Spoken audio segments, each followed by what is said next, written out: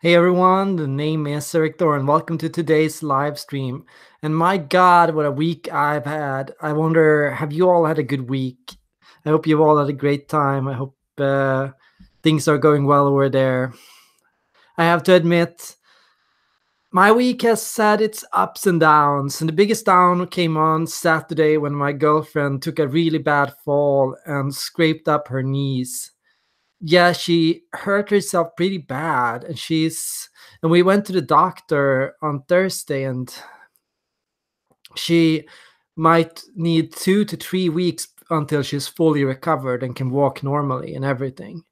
So it's been a difficult time, especially for her. She's been in house arrest. Can you imagine an ENFP on house arrest, not being able to leave the house for more than a few minutes a day, because it hurts so much to walk, to not be able to go to work or to go out and have fun. Like we always like to go out in the evenings, grab a drink somewhere, go to the movies, like those things. But this week it's been all at the home for the most.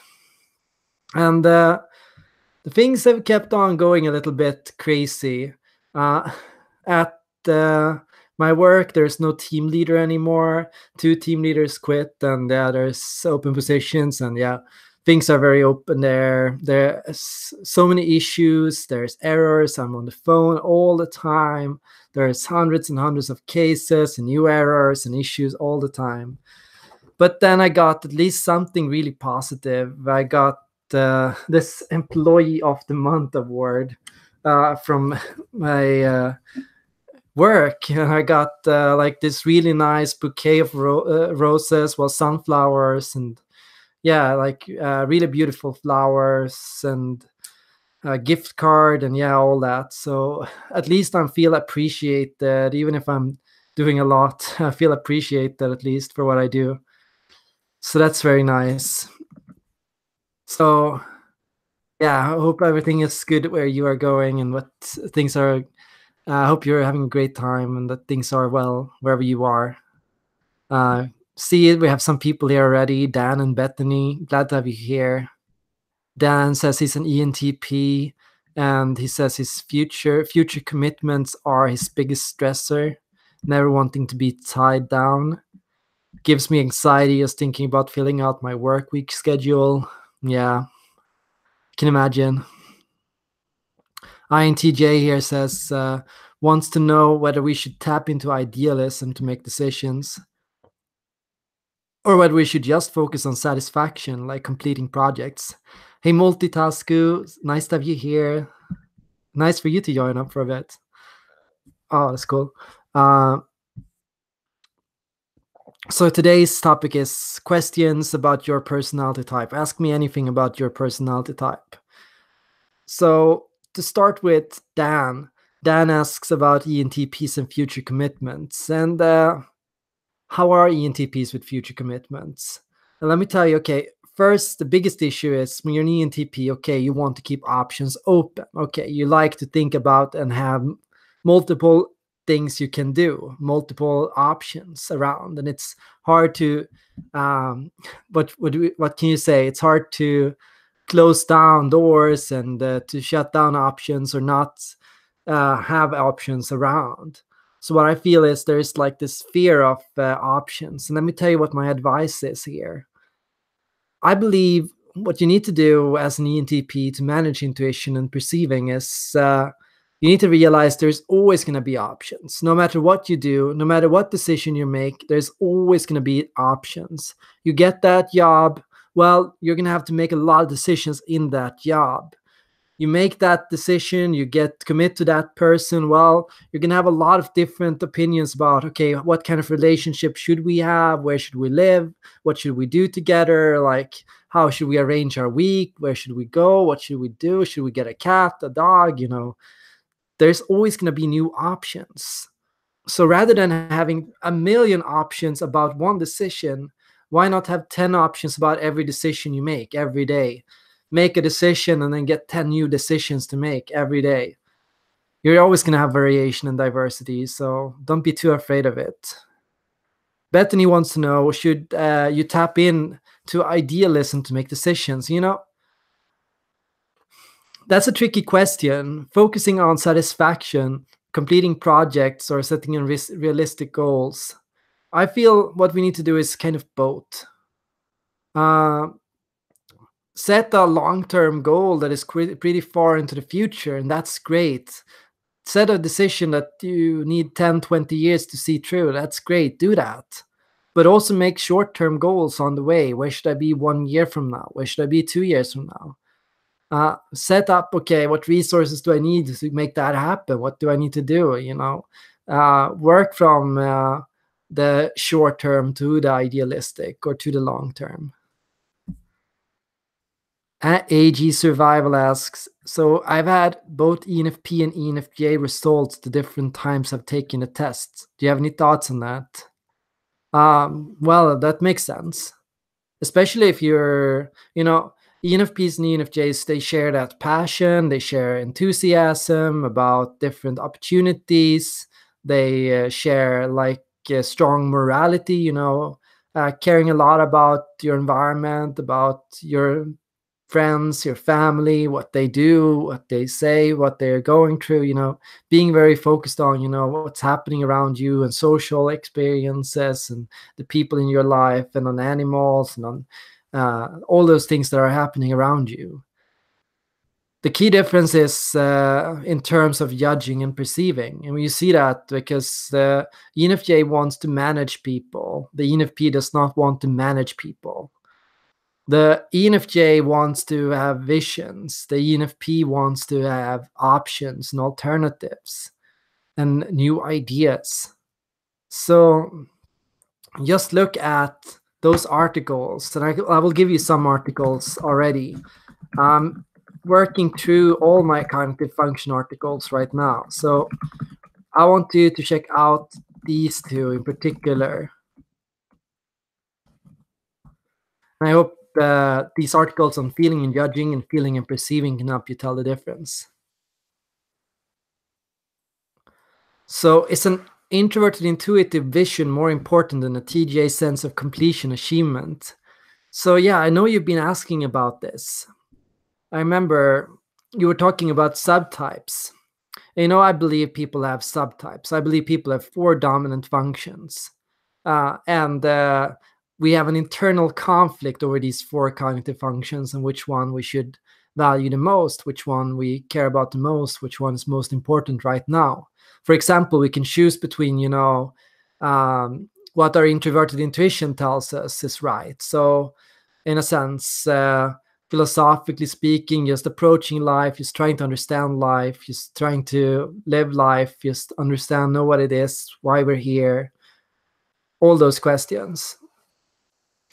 Or to choose thinking and judging, and to choose ambition, and to choose work, and to build something, and construct something, or to make something. TJ is that impulse to make something, design something, create something. Introverted intuition is that desire to see something, understand something, figure something out. So if it's more important to you to figure things out right now, then I want you to think about this right now. What is most important to you right now? Do you want to figure out your life, or do you want to design your life? What do you want to make your life, or do you want to comprehend it philosophically on a philosophical level? Is it more important to you right now to search existential awareness or success in terms of work or within your ambitions? So I have an INTJ friend who has been very much pouring himself into work and entrepreneurship all his life. And recently, a few years back, he hit an existential crisis and he went all spiritual. He went on retreats. He basically fell into this sense of feeling lost, in a sense. He felt lost. He felt like he didn't know why he was doing what he was doing and for what point or for what reason. So I feel we need both. And I feel without one, we feel deeply unsatisfied. If you don't actually make and design your life and create the life that you want, I don't think you're going to feel satisfied. I don't think you're going to feel proud of yourself in a sense. But if you don't understand or form a strong existential awareness and gain insight into life, I don't think you're I think you're always going to feel a little confused, a little lost to why you're doing what you're doing. You know, you can start feeling like your work is empty and meaningless, and like you have no idea why you're doing it.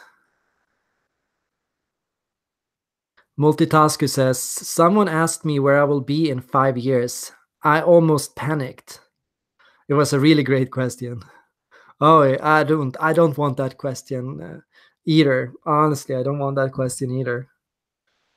Oh, I think so much about the future, but it's so hard to think about the future. I feel we all live in this like week by week life now. You know, like I read about that most Americans don't know if they will survive on their next month, be able to pay. Most Americans don't know if they will be able to pay the rent at the end of the month. You know, uh, and I think that's true for a lot of people out there. You know, a lot of people don't know, can't afford to think long term because they are so caught up in the short term. Okay, first we're distracted by social media, Facebook, Twitter. We're distracted by work. We have family issues coming up. You know, all those things not constantly happen. And most of us can't afford to quit our job even for a month because, yeah, we don't have enough savings to do so or to stay afloat. So, you know, a lot of people are stuck in short-term thinking and can't get out of it. And that's pretty bad because, you know, a lot of us need long-term thinking. I need long-term thinking. Um, so for me, it's been like the worst thing I've had is I felt like I want to think long-term, but I can't think long-term because I'm not at that point of stability and security. And I think that's why I think it takes a long time for an INFJ to bloom out fully, because it first we have to build up the security, stability, all those things. And only then when we can do that can we finally start thinking truly long term and truly start focusing on the bigger picture. And you know, some people never get to that point, so they keep on in that short term rat race and they don't know how to get out of it. AG says, as an ENFP, my schedule now in my last semester of accounting school with family and work on top of it, I haven't been able to have any kind of social life. It's really hurting my morale, but I have no time to get that needed energy from interaction. It's a low morale normal for an ENFP because of this. Oh, that sounds terrible. It must be terrible for ESFPs as well, Christy Lynn. Just having you know, family and friendship and all those social things, all those like moral things, you know, of just going out and being with people as friends, not as coworkers, but as friends, just meeting up for a drink, you know, all those things are so important to give motivation. Extroverted feeling is very important to ENFPs because it gives you motivation. Extroverted feeling is your core, I would say, fuel. It hits against your values. It gives you a reason to get out of bed in the day. So I feel if you can find any way to keep morale up, you know, all those small things you can do, you know, to catch up with people over a break or to take 15 minutes just to check up on a family member, like all those small things I think can be really important. I think that can also help you keep motivated about other things in your life. Because I think I think motivation is a resource, you know. If you run out of it, I think you're going to start underperforming in a lot of matters.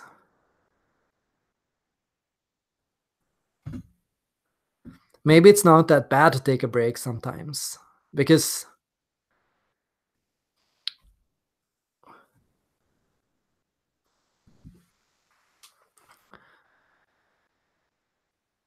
sorry, it's just breaks and chances to recharge. I think we often feel like we don't have time for them, but I think they often make us more productive. So often the wheel is I have to work full time. I can't take a break because I have to keep up with schoolwork.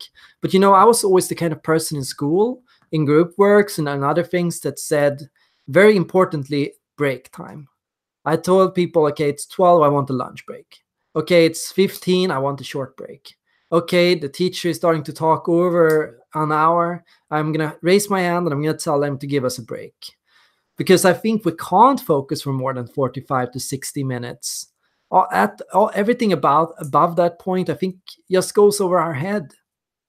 So we're wasting a lot of hours by stressing so much and by forcing ourselves to do stuff that we wouldn't need to do if we took ourselves some short breaks to recover, then get back our energy, get back our attention span, and then get back into it. Just INFP things. Any advice on moving forward a relationship between me, an INFP female, and an INTP male?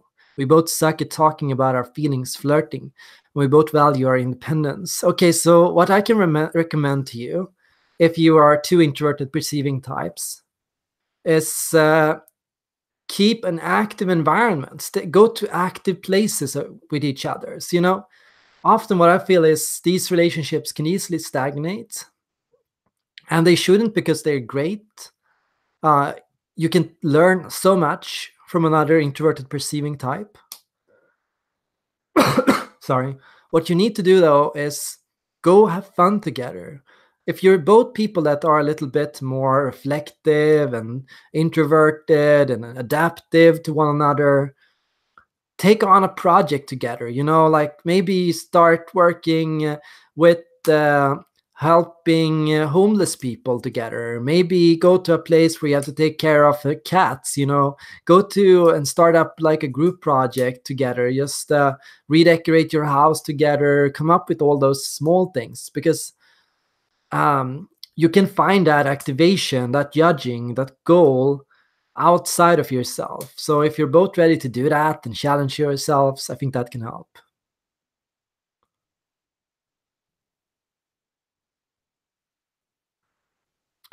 So Christy Lynn is a harp music player. Oh, that's cool.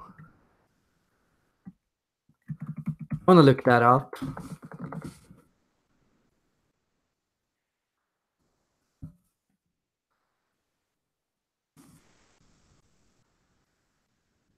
Lynn's music. ESFP harp player. Harp player, not harp player. That sounds bad.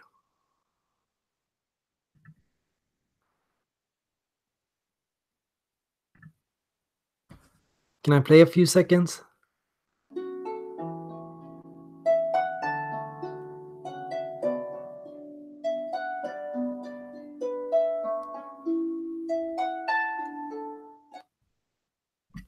Okay, that's super cozy.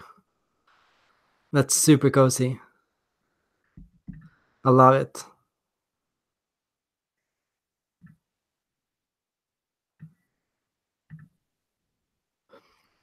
That's great to hear. So my videos have helped you give other harpists advice. Yeah, people keep thinking, okay, what's the value of the MBTI? Why do you learn that? But I have value from the MBTI every day. I could stop doing the MBTI. I could stop doing videos. I could stop my website, all of that. And I could do anything I want in my life. But I would still have so much use of the MBTI and everything I've learned so far. I use the MBTI in dealing with my coworkers, in dealing with customers, in dealing with the phone calls. I've been dealing with relationships. I use it in every aspect of my life, and I use it with myself. I remind myself, what do I need? What do I want? What's important to me? Am I doing something that is important to me? Am I doing something that is not important to me? Why am I doing something that's not important to me? I listen to myself. I listen to my needs. I go, why am I tired? What can I do to be less tired? Oh, yes, I could write for a bit, because writing, that gives me energy. Okay, why am I lacking in motivation right now? Oh, yeah, it's too much numbers. I don't want numbers. I want people. Okay, time to go meet and help people. I use MTI in almost every aspect of my life. Okay, somebody is upset at work. Why? Oh, yeah, it's because they are thinking and judging type, and because they are feeling like people are not going along with the rules. They're struggling to work with the protocols we have. People are going against it. Okay, what can I do? Okay, how can I help them? Okay, what can I? Yeah, I use it in everything. So Multitasker says 4 personality types. Which one are you? Which are the 4 personality types? Enjoy your studies, AG. Go nail that exam. Christy Lynn says, can you please give advice for extroverts who are talkative and don't want to overwhelm the introverts? I'm good at asking questions, but then the poor introverts end up talking a lot. Oh, that's no problem. I don't know a lot of introverts that have a problem with talking or opening, like sharing when asked for it. Obviously, the only thing you should learn and work on is boundaries. And boundaries are like, don't push too many of your own expectations on other people. Something might be important to you, but it might not be important to others. So what can I see with ESFPs? It's just, well, of course, they can have an overwhelming energy. ESFPs are some of the most energetic and attentive personality types, and they're like bright, radiating suns, if you would put it metaphorically. Nobody, nobody has a problem with a bright, radiating sun. Everybody wants to be close to that, but nobody wants to be forced to be a part of that, to always validate it and to go, wow, you're such a bright radiating sun, and wow, like not everybody is able to give that affirmation. So if you can learn to be okay with that and to say, that person is quiet and I talk and that's okay, that's the ideal. That's boundaries. They don't need to talk, that's okay. They're not talkative people. That's fine. They need time to open up. That's okay. They need time to process. That's fine. That's how you can go. And you can talk and you can share and you can open up as much as you want. It's just being yourself and allowing other people to be themselves. That's the number one thumb rule of the MBTI. Be yourself and allow other people to be themselves.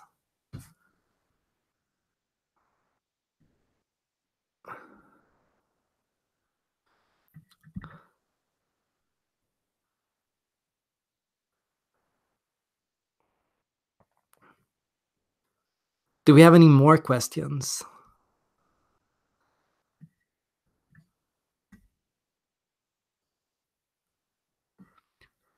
Multitasker, if you're thinking about this, it's the red, blue, green, and yellow personality types.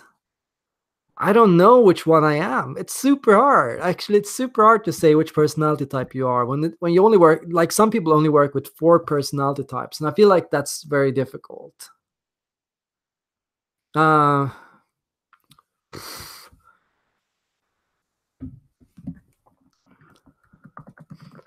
I have no idea. I've heard green, maybe. No, I have no idea.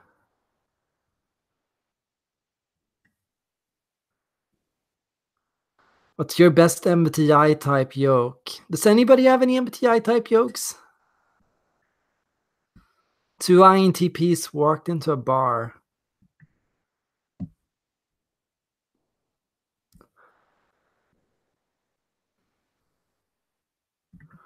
I'm gonna Google this. MBTI yokes. Lorelai has actually, sorry, Bethany has actually been spamming me to make a video about MBTI humor. I find that very difficult. How your MBTI type approaches humor. Okay, here I have 59 best MBTI jokes. How are we gonna get there?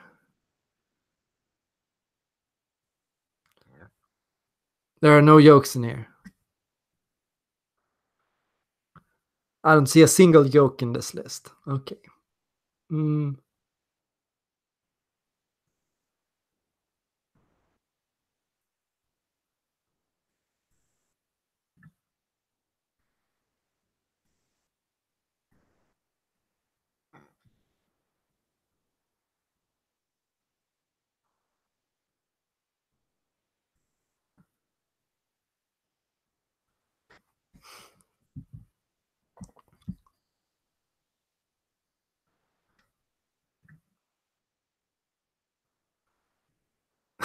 Yes. Yeah, that's people want that. I can tell. Found this page. This is the MTI in a nutshell. ENFJs. Aw. ENFPs. Cute. ENTJ. Oh dear. Oh dear. ENTP. Spacey. ESFJ. Mm. Accurate. ESFP. Uh, ESTJ. Dear God, he is horrible. ESTP. Accurate. INFJ.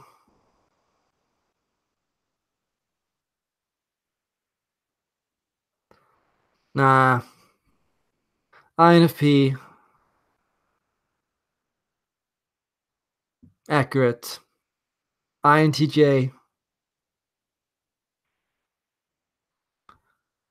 I like it. I like it.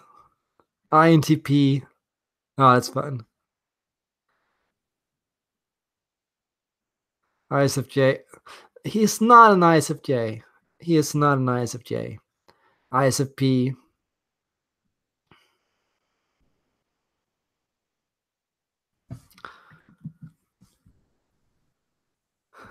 Yeah, this must be art.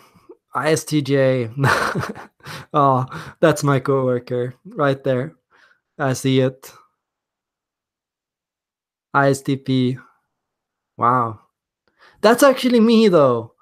That's actually me though. I'm like an action hero sometimes when I'm in a rush. I jump into the tram while the doors are closing. I run like 200 kilometers per hour to get past the commute, you know.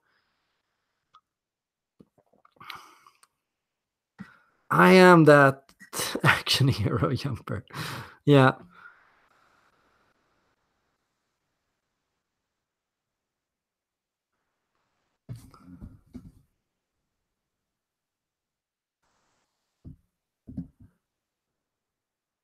Thanks for your feedback, Falls. Thanks for your nice feedback.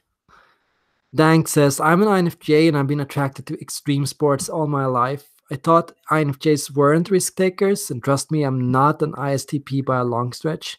So you've been attracted to, you've thought about extreme sports all your life, but you haven't actually done street sports. Do I get you right? I'm going to tell you about NJ. NJ is speculative. NJ is the visionary function. So NJ is all about like, what can I do? And if I would do that, how would I do it? And the NJ is all about like those unrealistic big goals that everybody around you will go, no, that's not possible. NJ loves that. NJ can definitely be the risk-taking function. And NJs are unbelievably lucky. NJs are unbelievably lucky because we calculate our risks. We think about it for a long time. We go, what could I do? How could I do it? And then we do it. And then people think we are lucky. Then people think we got lucky. We speculate, we predict, we think long about what's going to happen. And then we say it. And then people say, oh, it was just a lucky guess. No, I thought about it for a long time. And that goes for risk sports. That goes for risk taking in extreme sports. If you're an INFJ with very, very strong intuition and very, very strong judging, you're going to be attracted to risk taking because it's a great outlet for that speculative drive in yourself. So I hope that's going to work. I hope that explains it to you. Any advice for an INFJ female dating an ENTP male? What can I say? With extroverted intuition and intuitive perceiving, it's all about opening up your mind to what they bring about, the opportunities they bring by you, the things they tell you, all those things. With the thinking, it's all about that having each other's back, you know, letting them take up your slack, having them help you out with error checking, with fact checking, with all those, all that data crunching, all that maths, while you can focus on the people, the diplomacy, how you communicate it, how you bring it forward. It's a great partnership. It's a great friendship. It's a great chance for romance. Just um, be open to let them take control over the things you have no control over. Let them do that.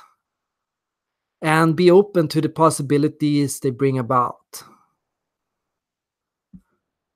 False who shine. Do you have a reason to think an INTP would naturally express their shadow through an intuitive trickster? Pass. How would you encourage an INTP to take action on their analysis? Oh, just first know what analysis you made. Diagnose a situation, form an opinion about something, form an opinion about what's better than the other, and then once you have a strong opinion about it, it's going to be easier to make a decision and take action. The stronger your opinion about something is, the easier it will be to take action, to prevent something from happening or to make something happen. So just build up a very strong idea of what it is you want to do.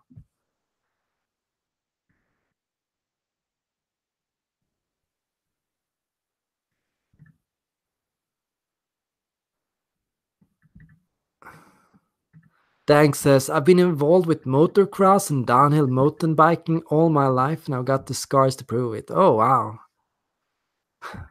Dank Wheeliesbra. It's a fitting name. Oh, I'm really fascinated by that. Feel free to shoot me a message sometime and tell me more about this if you like.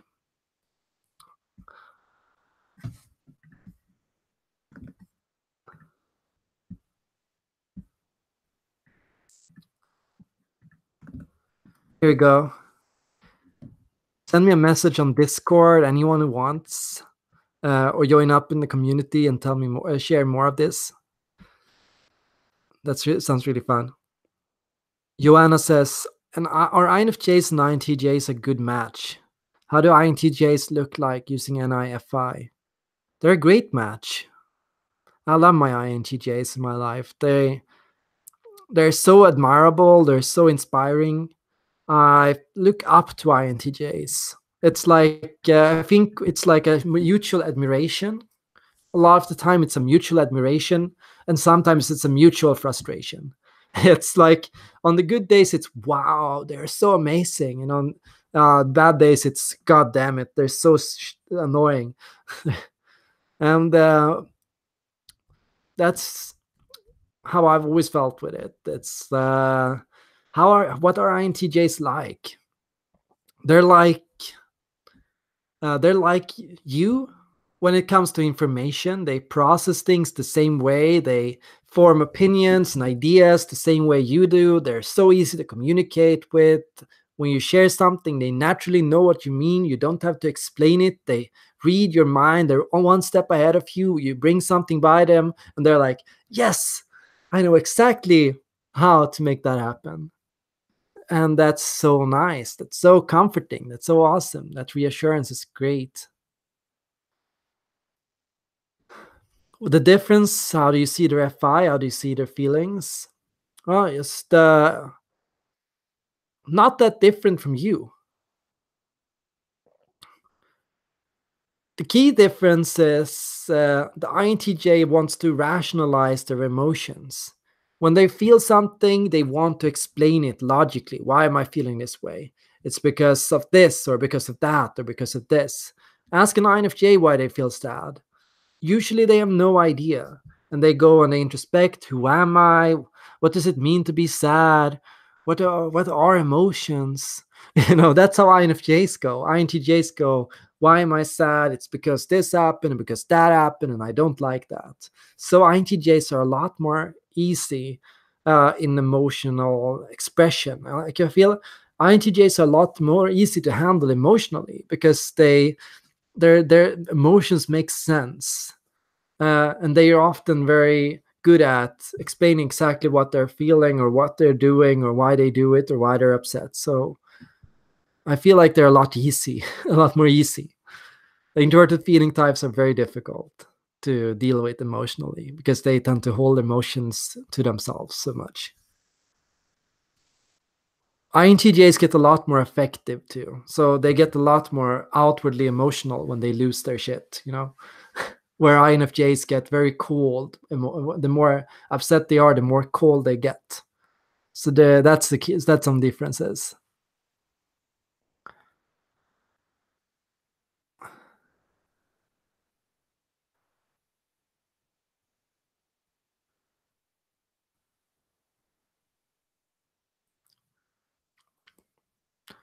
I know INTJs hate being vulnerable.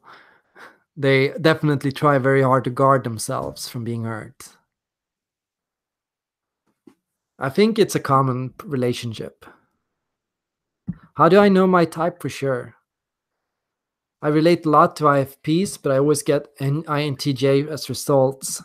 Study the cognitive functions. Here's my article about the introverted feeling. Here's my article about introverted thinking. If you're an INTJ, you're going to relate more to introverted thinking. If you're an INFP, you're going to relate more to introverted feeling. What I mean with this is, as an INTJ, introverted thinking shapes that desire to understand and comprehend your emotions rationally.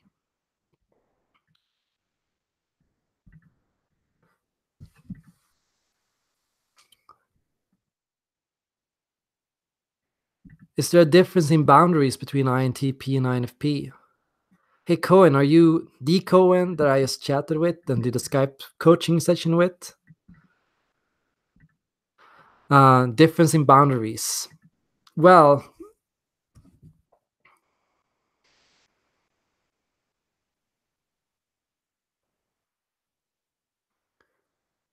I feel INFPs have stronger boundaries and a very much stronger sense of boundaries than INTPs. INTPs, I feel, don't necessarily know how they upset or offend other people. INFPs are very much aware of how they will influence others. So INFPs are typically very considerate. So they know if I say this, I'm going to hurt you.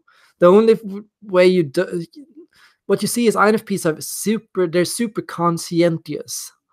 INFPs are the most conscientious of all personality types. They care the most. They don't want to make a mistake. They don't want to say something stupid. They're very aware of how they come across. They're very aware of themselves in all levels. INTPs, they're very unaware of themselves. They don't know how they come across. They don't know how they appear to others. They have no idea how what they're going to say is going to be interpreted by other people. So they don't know these things. So what you see is INFPs under stress, they lose these boundaries and they become steamrollers. They know exactly how to hurt you, exactly how to upset you, exactly what to say to get you to be triggered. INTPs, they hurt you and then they get, oh, did I hurt you? Oh, no. God damn it, I hurt somebody. So that's the difference in boundaries.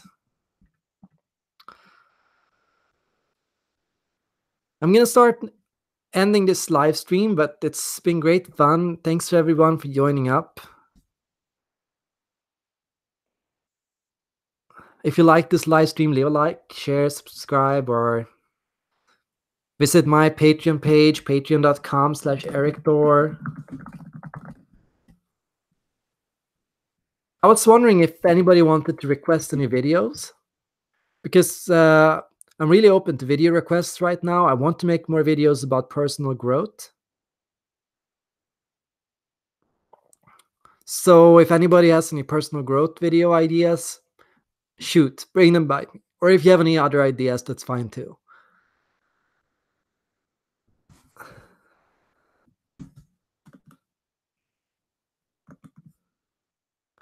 Thanks for joining up, everyone. Thanks, Multitasku. Thanks, Goen. Thanks, Falls, Bethany, Concha, Mishik, Dan Wheelies, Christy, Joanna, Andrea, Surname, Direwolf,